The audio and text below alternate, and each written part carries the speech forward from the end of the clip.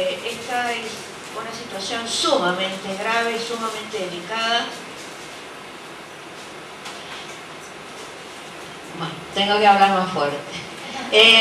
Se intenta arrasar con la única forma de cogobierno docente en el manejo de la cosa educativa que hemos podido conquistar en estos tiempos.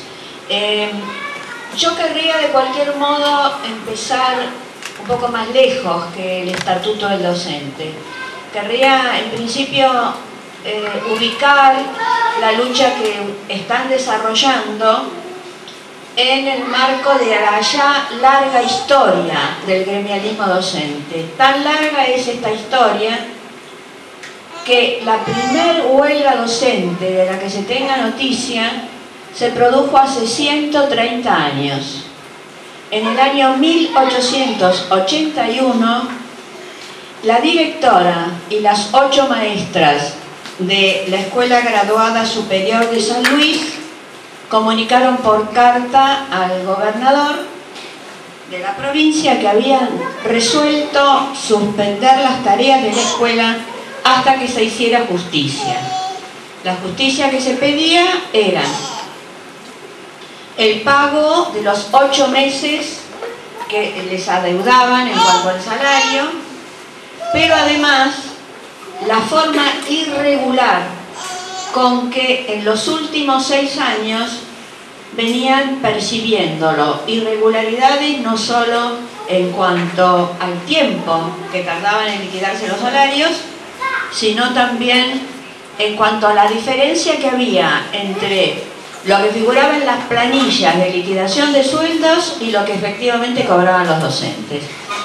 Sabemos de la existencia de esta huelga centenaria porque la directora y los 8 maestros, estos 9 docentes de San Luis, enviaron copia de la carta al gobernador al superintendente general de educación, que entonces era Domingo Faustino Sarmiento.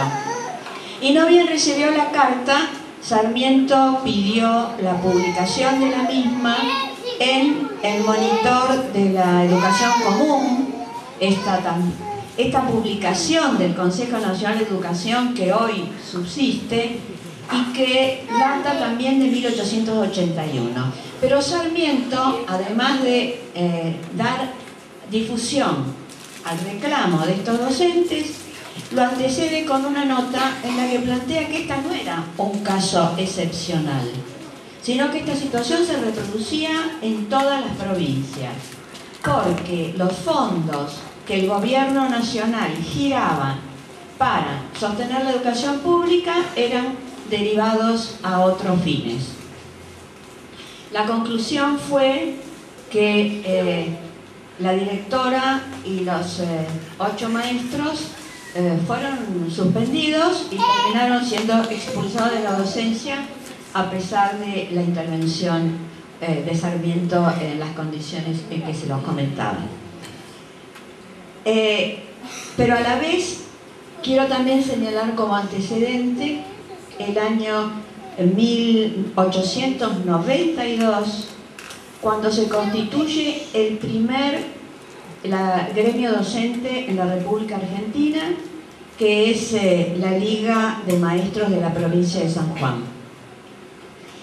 Para medir la importancia entonces de esta tradición de lucha, recordemos que en 1878, es decir, 3 años antes de la primera huelga docente y 14 años antes de la primera organización gremial, se constituye el primer gremio obrero de la República Argentina, que es la Unión Tipográfica. Nucleaba a los trabajadores de la imprenta y ese mismo año, 1878, declaran la primera huelga de trabajadores en nuestro país por tiempo indeterminado. El tiempo no nos permite, pero es interesante también saber cuáles eran las reivindicaciones que se planteaban en esta huelga. Los docentes no se autorreconocían como trabajadores, de modo que si bien usaban las herramientas de lucha de la clase obrera, la organización gremial y la huelga, no se concebían a sí mismos como trabajadores, tampoco la sociedad los veía como tales.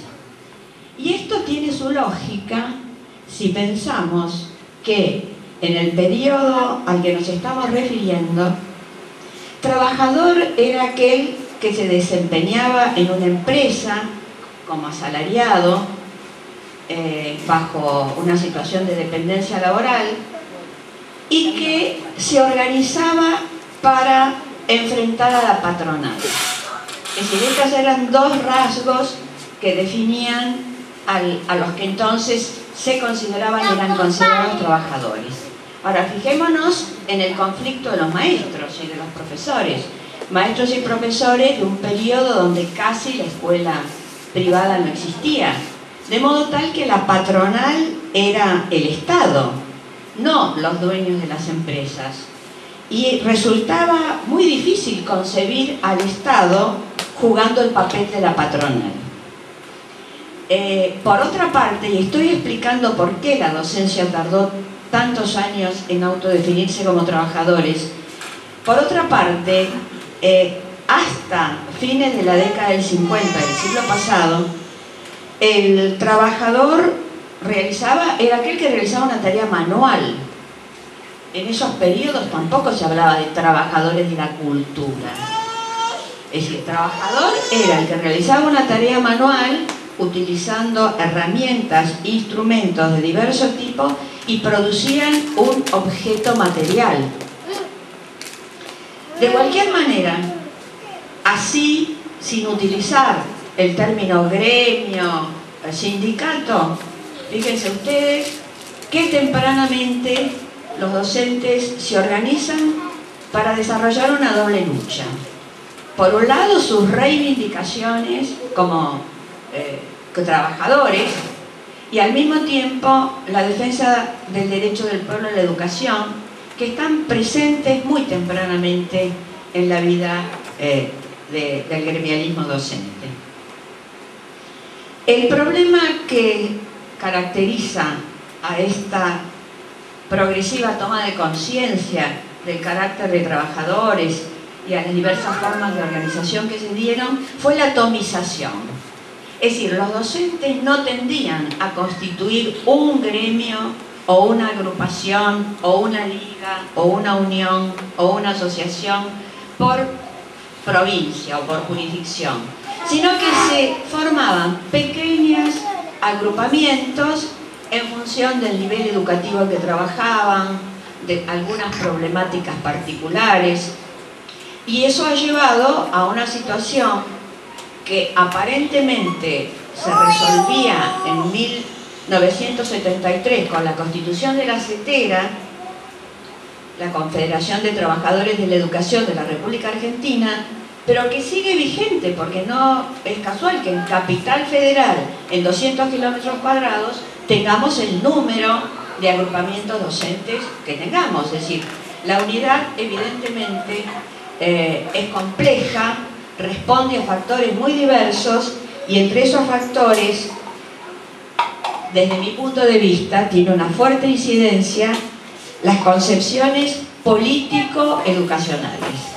Es decir, una de las razones de la división, de la disociación entre agrupamientos docentes es la no coincidencia en cuanto a las concepciones político y político-educativas. Un ejemplo de esto lo tenemos en el caso de Capital Federal. Fíjense que en 1913 se constituye la Liga Nacional de Maestros, de orientación anarquista, fundada, orientada ideológicamente por el movimiento anarquista, que en esa época tenía un desarrollo notable entre nosotros. 4 años después, en el ámbito de Capital Federal, pero también intentando tener alcance nacional, se crea un gremio que aún existe hoy, que es la Confederación de Maestros. En 1917 se constituye la Confederación de Maestros, y la divergencia o la diferencia más notable con la Liga de Maestros era que la Confederación adscribe ideológicamente al Partido Socialista, que tiene una poderosa influencia en su organización. Estos problemas todavía siguen vigentes, no han sido saldados, y explica las discrepancias que lamentablemente aún existen y que limita las fuerzas en los reclamos y fundamentalmente en las vinculaciones con las organizaciones gremiales del resto de los trabajadores.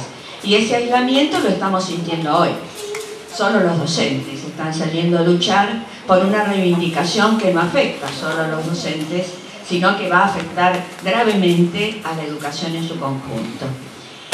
Pero más allá de las diferencias y de las divergencias que podían existir entre los docentes y que siguen existiendo hoy, había una reivindicación común, más allá del salario y la jubilación. Y esa reivindicación común se refería al régimen, al sistema que se utilizó hasta 1958 para ingresar a la docencia y para poder ascender en la misma, es decir, para resolver la cuestión del ingreso, los ascensos y los traslados. Hasta 1958 esto quedaba en manos de la arbitrariedad, de la discrecionalidad de los funcionarios políticos. Yo soy un ejemplo vivo de esta situación. Ya a esta altura ya ni siquiera intento disimular la edad porque es evidente. Yo me recibí de maestra en el año 1953, maestra normal nacional. Estuve 3 años sin conseguir un día de suplencia porque no tenía palanca, porque no tenía quien me gestionara una suplencia. En el año 56 lo tuve y de un día para otro resulté ser maestra titular. Yo nunca fui suplente en la docencia primaria, ni interina, maestra titular de una escuela de Avellaneda. Fíjense qué sentida era este problema de la dependencia de los docentes, de la arbitrariedad, de la digitación, que en 1910 la Asociación de Maestros de la Provincia de Buenos Aires, uno de los tantos gremios que se constituyeron y desaparecieron, en un informe denunciaba la injerencia del poder político en la designación y ascensos sociales. No existía la carrera docente. Y no solo los docentes lo percibían como un problema, sino que hay otro antecedente histórico que vale la pena mencionar, y es que en 1924 el ministro de Educación del presidente Alvear parece advertir la gravedad del problema y emite una declaración que queda en declaración, planteando que el maestro como el juez debe ser inamovible, porque no solo carecíamos de un régimen que regulara el ingreso y la carrera docente, sino que tampoco estaba garantizada la estabilidad del docente. Este ministro decía que el maestro debía estar protegido de los cambios y prevenciones políticas, de las maquinaciones de círculo, de las persecuciones sectarias y de las malquerencias personales. Fíjense la actualidad de este hecho, porque como van a explicar luego los compañeros, eso es lo que está en juego en estos días. No en vano, el proyecto aparece hacia fines del año escolar, en un momento donde se facilita y después de un proceso electoral como ha habido en el transcurso de este año y que ha generado sin duda expectativas y demás. Para esto sí son hábiles. Es que tienen además excelentes asesores. Sobre esto no hace falta que lo extiendan. en